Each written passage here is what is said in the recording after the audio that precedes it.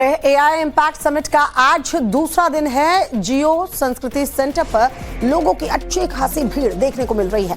धर्म और संस्कृति को यूथ तक पहुंचाने के लिए एआई की मदद ली जा रही है और कैसे ये कारगर साबित हो रही है।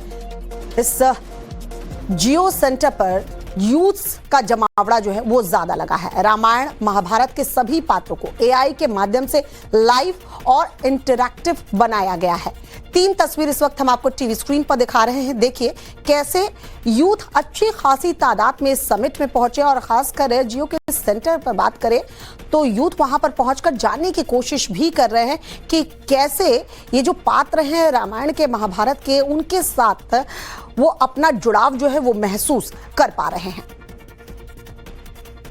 अगर कोई क्वेश्चन पूछना है हमें कि जैसे मान लीजिए हमें पूछना है कि धर्म क्या है, तो हमने क्या किया है, जो हमारे कैरेक्टर है इस पर्टिकुलर एआई समिट में हम वो कैरेक्टर को लाइव लेके आ रहे हैं। आप उनसे इंटरेक्शन कर सकते हैं, तो आप उनसे कोई भी क्वेश्चन पूछ सकते हैं। जैसे आप यहाँ पे कृष्ण भगवान जी को देख रहे हैं। चलिए मैं कृष्ण भगवान से ये पूछता हूँ कि हमारे भीतर का सबसे बड़ा शत्रु कौन सा है, और ये आपको उसका जवाब इस होलोग्राम के थ्रू देंगे।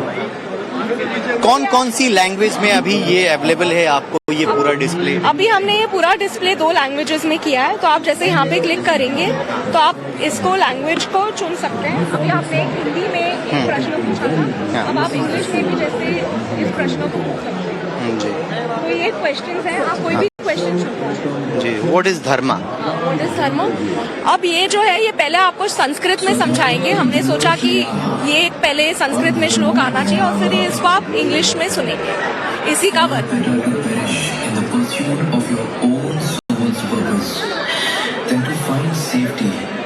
देखिए ये है एआई का कमाल और भारत की संस्कृति सभ्यता को एआई के माध्यम से यूथ तक ले जाने के लिए एक प्रयास किया गया है और यहाँ पे टाइम ट्रेवल भी है। आप देखिए अगर आप टाइम ट्रेवल में जाते हैं, इसके बारे में जरा बताएं कि इसके माध्यम से आप लोग क्या। बहुत लोगों को ये नहीं पता कि जो करंट सिटीज हैं जिसमें हम रहते हैं वो पहले महाभारत के टाइम पे वो सिटीज क्या होती थी।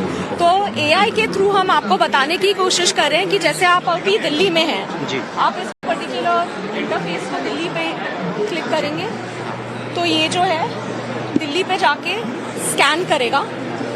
तो जैसे अब ये दिल्ली पे मूव हो रहा है, हाँ, तो ये दिल्ली आपका करंट दिल्ली ये ऐसी इमेज है। ये स्कैन करके पूरा रीजनरेट करके आपको बताएगा कि महाभारत के टाइम पे ये सिटी क्या होती थी और कैसे दिखती थी। तो अब ये पूरा स्कैन हो गया है।